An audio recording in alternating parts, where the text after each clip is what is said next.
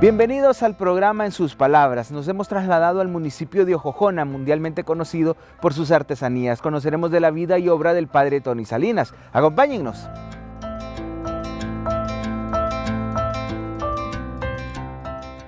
Nos encontramos en el interior de la casa cural de la parroquia San Juan Bautista de Ojojona, Francisco Morazán, conversando con el padre Tony Salinas, quien es párroco. Padre, gracias por atendernos en esta entrevista. Queremos conocer sobre su vida, saber sobre su familia, para que nos cuente un poquito sobre esta historia, padre. Muchas gracias, es un placer recibirte y recibir a todos los televidentes en nuestra casa de Ojojona. Realmente ya hablar de mi infancia siempre es un momento bonito porque se trata de los mejores años. Cuando estábamos en el seno del hogar, mi padre todavía vivía, mi madre que todavía vive, y nos hace evocar aquellos años maravillosos de juegos, de experiencia de fe, porque en nuestra casa, gracias a la formación de mi abuela, que nos acompañó muchos años, murió en el 2008, impregnó un aroma espiritual, pero al mismo tiempo nos enseñaron muchos valores, muchas habilidades, y eso pues se fue gestando en nosotros a través de los años. Sabemos que es una familia numerosa, padre, la que tuvo usted. Bueno, un poco, somos 6 hermanos, mi padre, mi mamá, mi abuela, y bueno, mi relación con tíos y tías y con los primos nos hicieron sentir siempre que éramos una familia grande. Al ser oriundo de Tegucigalpa, de la capital, ¿cómo fue crecer? ¿Cómo fue su infancia? Muy rica de elementos de conocer el Parque La Concordia, de visitar el Picacho, de caminar por el centro de Tegucigalpa, de ir a misa a la Catedral, a la Merced, a la San Francisco. Teníamos una tía de parte de mi madre, una tía de mi madre que vivía por el Guanacaste y nos encontrábamos a veces para verla en el Finlay o precisamente en la iglesia San Francisco. Entonces fue una niñez llena de muchos elementos de conocer una Tegucigalpa tranquila, serena, al mismo tiempo de rica gastronomía, ¿verdad? La leche la llevaban a la casa, ¿verdad? El pan blanco era de lo más rico y todo eso pues tiene grandes recuerdos en nuestra vida. Al mismo tiempo pues jugar por la calle, ¿verdad? Tener los amigos de la colonia y todo eso pues resultó edificante. Luego en los años ya de terminada la escuela pasar al colegio, ¿verdad? En la Inmaculada Concepción y después pensar ya en serio en la vida del seminario. Bueno, sabemos que de niño uno siempre tiene retos, siempre tiene anhelos. ¿Qué soñaba hacer? Bueno, me han gustado mucho los animales, estaba recordando eso. Y yo en mi casa me acuerdo que tenía un gato, mi mamá podía tener alguna gallina que le habían traído de regalo y yo ponía rótulos de que era una finca, ¿va? Y entonces en el jardín yo tenía como finca y tenía solo un gato y una gallina. O me compraban pollitos, ¿va? Para tenerlos en la finca. Pero después me fue gustando mucho el hecho de la ciencia, ¿no? Empezaba a leer y empezaba a comprar tubos de ensayo, a tener un calentador y luego a producir combinaciones, podríamos decir, químicas peligrosas, ¿verdad? Me acuerdo que una vez, si mamá no estuviera ahí, la casa se hubiera incendiado porque explotó el botecito de alcohol que tenía como mechero.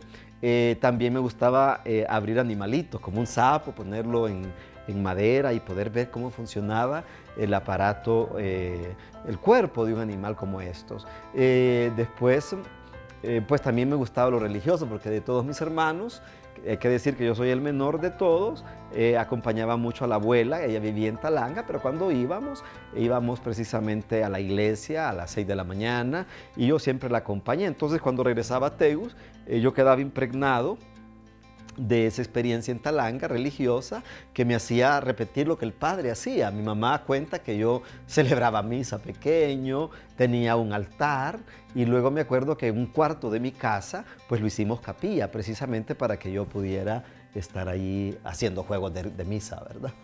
Al hablar del padre Tony, inmediatamente se nos viene la idea de las Sagradas Escrituras por sus estudios. ¿Cómo fue ese primer contacto con la Biblia, padre? Qué bonita pregunta. Fíjate que mi papá nos compró a los hermanos la enciclopedia temática, que era una enciclopedia grande, y las otras enciclopedias, pero al mismo tiempo dentro de ese bloque de libros vino la vida de los santos de Butler y al mismo tiempo una Biblia grande, ilustrada, que solo me permitían usarla los domingos por la tarde.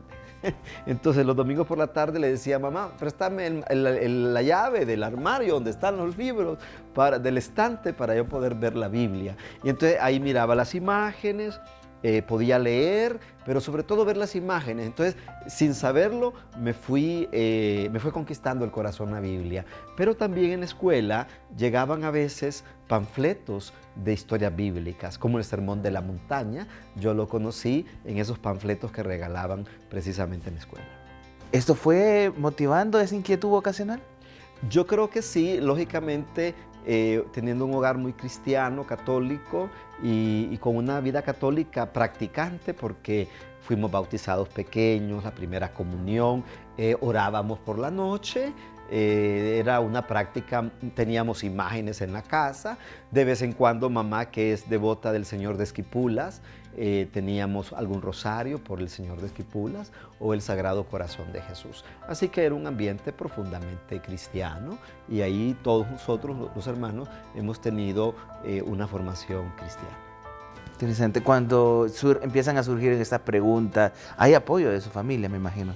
Bueno, sí, mira, yo creo que cuando fui niño me gustaba mucho lo religioso. Ya en bachillerato, en plan básico, pues el cambio de actividades, las actividades académicas, me gustaba mucho bailar, iba a todas las fiestas y con las amigas y todo eso.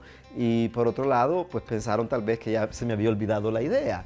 Pero ya terminado el plan básico, creo que me replanteé este deseo y que al mismo tiempo me gustaba haber sido médico. Yo creo que esa fue una gran renuncia en mi vida, ya que yo me miraba tal vez en cirugía, ¿verdad? Me miraba en un hospital. ¿Alguna novia, padre? Sí, pues yo creo que sí, cosas de adolescentes, pero bellos recuerdos que todavía puedo compartir con estas personas incluso, esos recuerdos. Llega el momento de ingresar al seminario. ¿Cómo fue esa decisión? Bueno, conocí en aquel momento a el padre Franklin Abel Rivera, que en paz descanse. Padre Franklin lo fui conociendo en catedral para las Semanas Santas. Cuando los seminaristas iban, nos hicimos muy amigos. Él visitó mi casa y me expresó y explicó todo lo que era el tema sacerdotal. Es más, yo participé de un retiro vocacional que se sigue haciendo todavía en el Seminario Mayor durante el Domingo de Ramos, los primeros días de la Semana Santa. Fue ahí cuando a través de Padre Franklin pude entender que era un proceso vocacional. Queremos saber cuál fue ese sentimiento cuando usted recibe la aceptación al seminario. Eso lo vamos a conocer al volver de la pausa. Estamos en el programa En Sus Palabras, dialogando con el padre Tony Salinas.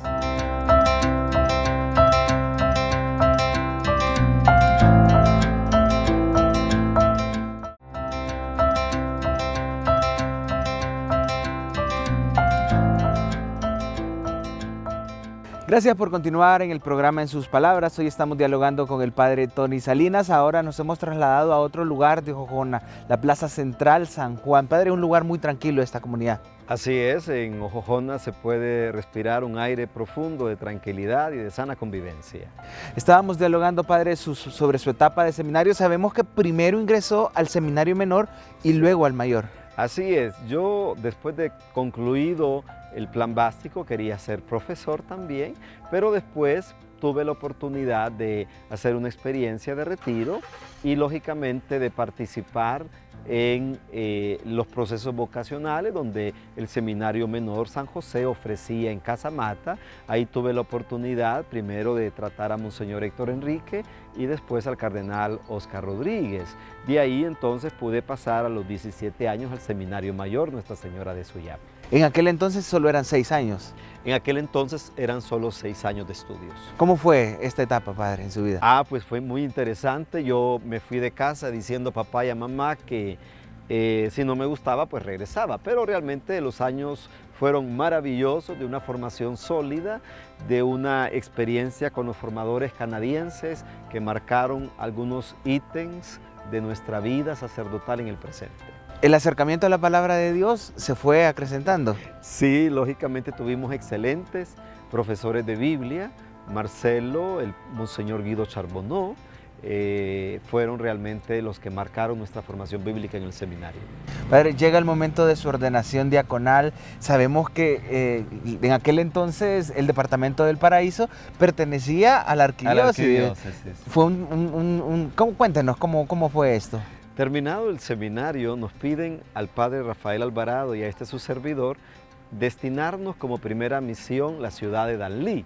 Y no solo eso, sino que se hace la ordenación diaconal un 10 de mayo del 1987, allá en la ciudad de Danlí. Y eso fue muy lindo, una primera experiencia, nunca había salido de Tegucigalpa y realmente Danlí pues, nos robó el corazón, esa zona oriental maravillosa. Dicen que la primera misión es el primer amor. Así es, sin duda alguna que eso fue extraordinario. ¿Fue Monseñor Héctor Enrique Santos o ya fue el cardenal? El diaconado lo hizo Monseñor Óscar Andrés, que era obispo auxiliar. El presbiteral en Suyapa, el 15 de agosto de ese mismo año, lo presidió Monseñor Héctor Enrique Santos. Cuéntenos sobre esas aspiraciones que tenía ser sacerdote en aquel entonces en Danlí. Era mucho trabajo, pero tenía muchas ganas, mucha fuerza. Sí, yo creo que la ordenación sacerdotal y la vida cristiana pues tuvo gran enfoque y sobre todo un deseo de servir, la misión, descubrir lo que es ser sacerdote y el compromiso con la gente, ir a las aldeas. Danlí también era enorme, ir a Trojes cuando las condiciones de carretera eran muy malas. Todo eso pues produjo verdaderamente un gran ideal sacerdotal. ¿Alguna anécdota, padre, de esos momentos? Pues yo creo que hay varias, pero una que me llamó la atención fue que después de un día de visitar aldeas y personas, comprender que el carro se arruina y tenemos que seguir a pie y todo eso, entonces fueron jornadas intensas, pero al mismo tiempo enriquecedoras. Aprendemos la precariedad, lo inesperado, a saber pasar una noche en cualquier lugar y lógicamente regresar al día siguiente a la casa cural con ánimo, con alegría y a cumplir la rutina. Horario. Después de Danlí, se traslada nuevamente a Tegucigalpa. Sí, estuve unos meses en Suyapa. Fuimos los sacerdotes que abrimos la basílica, la hoy basílica ya que estaba cerrada. Le pedimos a Monseñor Héctor Enrique nos permitiera celebrar misa los domingos ahí y por primera vez se celebraron las misas en la basílica, se abrieron las puertas dominicalmente. ¿La relación con la Virgen de Suyapa en su vida, padre? María tiene muchas etapas de mi vida. Soy un devoto de María a través del rosario, lo aprendí desde pequeño en la vida familiar y lógicamente bajo el hermoso título de Auxilio de los Cristianos vamos descubriendo el amparo maternal y lógicamente de nuestra Madre de Suyapa. Y de ahí lo trasladan a otra parroquia.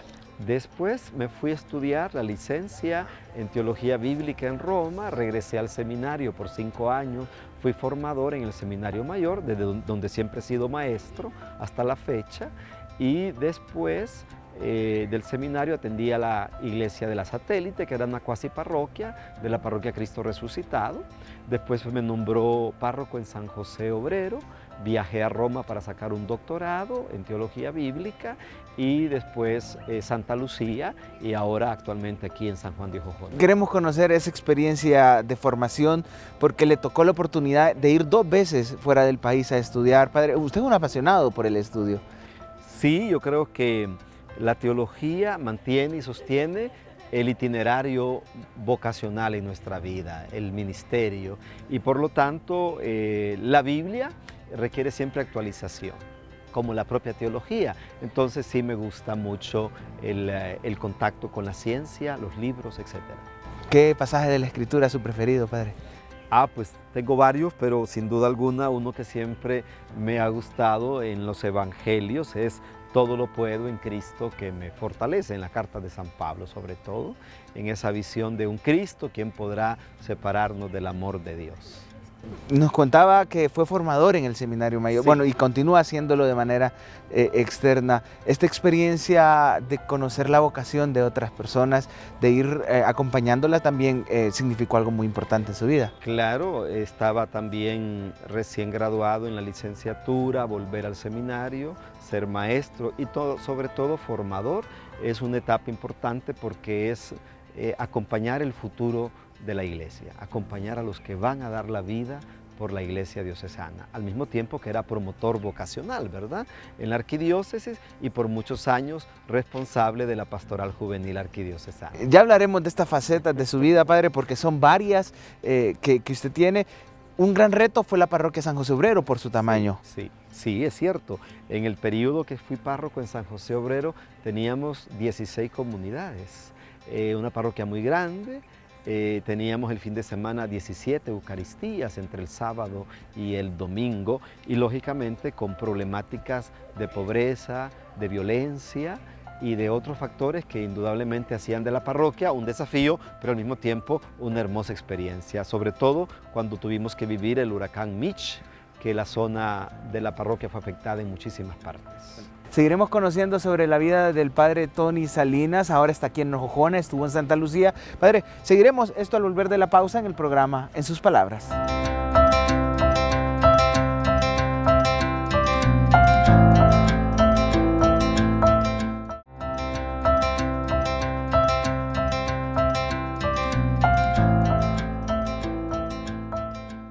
Gracias por continuar en el programa En sus palabras. Seguimos conversando con el padre Tony Salinas. Padre, nos habíamos quedado, bueno, antes de eso, estamos aquí en el templo San Juan Bautista, allá en el interior, un templo de hace más de 200 años. Así es, consideramos que es del 1790, finales del siglo XVIII. Estábamos hablando, y antes de que usted venga para esta parroquia, este templo, le toca también el trabajar en Santa Lucía, en la parroquia Cristo de las Mercedes. Cristo de las Mercedes. Lógicamente son iglesias coloniales con un amplio y rico patrimonio cultural, religioso, que ha ido saliendo cada vez más y más para el gusto de aquellos que poseen un deseo por conocer el arte, las raíces cristianas de nuestras comunidades, etc. Ahí se fomenta una pastoral muy particular en la iglesia, que es la pastoral de la cultura, que usted está al frente. Sí, yo creo que estudiando Biblia y visitando un poco Tierra Santa varias veces, los viajes de San Pablo, vamos descubriendo cómo la Biblia tiene vestigios que hablan de un ayer que realmente está escrito en la palabra, pero que tiene vestigios arqueológicos en el presente. Y eso hace despertar cómo la Biblia es parte de la cultura y cómo la cultura nos ofrece también un camino de fe. Nuestros templos están llenos de cultura y lastimosamente los están saqueando. Así es, el patrimonio que tenemos religioso a nivel nacional, hay que advertir que de los 298 municipios, solo 2 municipios no tienen patrimonio cultural religioso. Quiere decir que en toda Honduras hay patrimonio cultural religioso que tenemos que cuidar. Interesante proyecto que se van formando, y ahora le toca venir a esta parroquia, San Juan Bautista, que tiene una peculiaridad, hablábamos, que la devoción es más grande a San Sebastián, según lo que hemos conocido. Sí, aquí el patrón es San Juan Bautista, pero en el mes de enero, en la fiesta de San Sebastián Mártir, el 20, se hace un huancasco con Nepaterique, y la verdad que San Sebastián tiene una fe muy arraigada en todos los habitantes de esta zona de Francisco Morazán, en Jojona y en todo el camino que va hacia Reytoto. ¿Cómo es el trabajo aquí, padre, que le ha tocado desempeñar? Muy interesante, las comunidades rurales empobrecidas y con una cantidad de niños y jóvenes hacen de esta parroquia un desafío para poder ayudar en el campo de salud, en el campo educativo, en el campo de vivienda, pero sobre todo también en el campo de la agricultura, donde nuestro campesino merece hoy no solamente cultivar la tierra, sino aprender a hacer nuevos cultivos, a poder exportarlo, al punto de que queremos crear una cooperativa agrícola precisamente para potencializar la inversión en el agro. Importantes proyectos que se están desarrollando bajo su línea, en su mandato. Padre, para conocerlo más, una de sus facetas importantes que le habíamos mencionado son los jóvenes. Le tocó durante muchos años ser asesor de la pastoral juvenil. Así es, yo estuve 11 años al frente de la asesoría de la Pastoral Juvenil Arquidiocesana, donde pudimos participar de varias jornadas mundiales de la juventud, conocer a San Juan Pablo II, a su Santidad Benedicto XVI, ¿verdad? Y promover a nivel arquidiocesano las peregrinaciones juveniles de la diócesis. Padre, ¿de dónde nace esa locura de las peregrinaciones, que es de las actividades más masivas de jóvenes? Sin duda la cercanía al gran jubileo del año 2000, el año del Padre, el año del Hijo y el año del Espíritu Santo, nos hizo pensar en hacer algo cada año preparatorio al jubileo. De hecho, que la primera que se hizo fue al Cristo de las Mercedes de Santa Lucía, solamente como ad experimentum. Luego la primera oficial a Cedros, que fue en el año del Hijo. Luego en el año del Espíritu se fue a Danlí y lógicamente en el Gran Jubileo fuimos a Comayagua y después se pensó en Juticalpa, terminado el Gran Jubileo 2000. Entonces, lógicamente fue eso, un deseo de sacar al joven de su ambiente, de ayudarle a peregrinar con una mística, pero también hay que decir que tuvimos grandes líderes dentro de la pastoral arquidiocesana en parroquias tan, podríamos decir, beneméritas en este campo, como Sagrada Familia, la Kennedy, San Juan Bautista de la Kennedy, San José Obrero en aquella época y otras parroquias como Catedral, etcétera, que tenían liderazgos verdaderamente fuertes que promovían realmente el seguimiento de sus jóvenes al momento de peregrinar. ¿Se imaginó alguna vez trabajar con tantos jóvenes?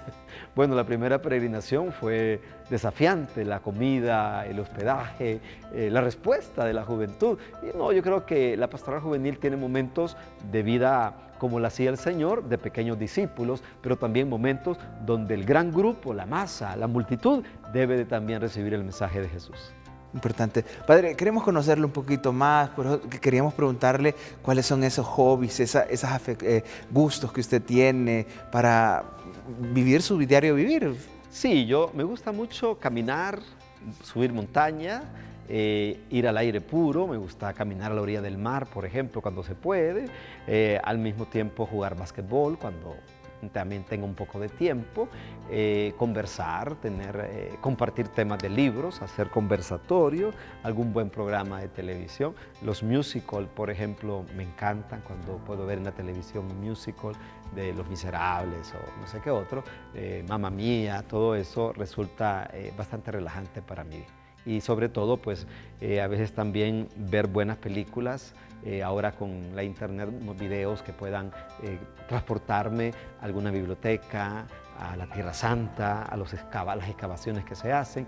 Por ejemplo, la restauración del Santo Sepulcro, la edícola, donde Jesús resucitó, restaurado, poder seguir a través de las noticias mundiales. Esto pues es un atractivo para mi vida. A nivel gastronómico, ¿qué comida, qué bebidas prefiere, padre? Bueno, yo prefiero mucho los refrescos naturales, y de comida, bueno, soy un poco de carne, ¿verdad? Aunque no excluyo los mariscos, pero sí soy más de carne. ¿Cómo es un día en la vida del padre Tony? Bueno, madrugo casi a las 5, entre aseo personal, arreglar la habitación, pasar a la oración, el desayuno, salir para Tegus a dar clases, por ejemplo, almorzar con los seminaristas, con los padres del seminario, a veces hacer mandados en Tegucigalpa, alguna charla que tengo que dar en algún grupo, alguna reunión de pastoral, regreso aquí para la tarde, tengo la oración, la misa y después podemos tener alguna reunión de pastoral con alguno de nuestros grupos.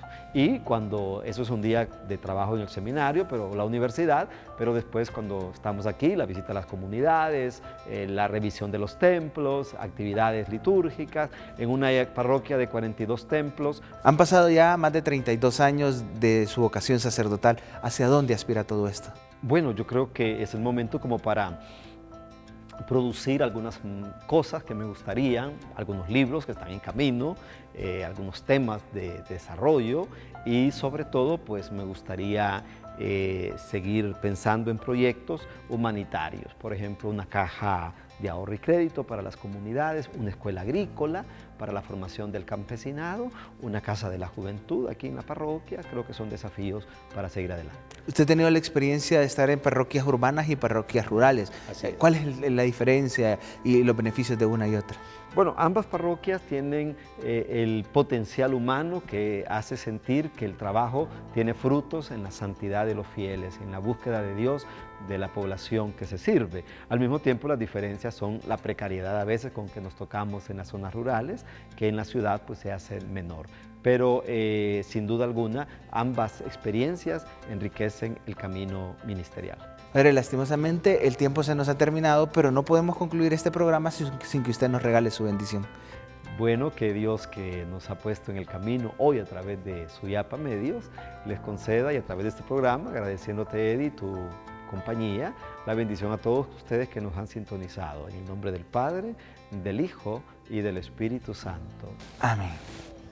Desde esta pintoresca comunidad colonial San Juan de Jojona, hemos conocido la vida y el testimonio del padre Tony Salinas, un apasionado por la palabra de Dios, la cultura y los jóvenes. Soy Eddie Romero en el programa En sus palabras.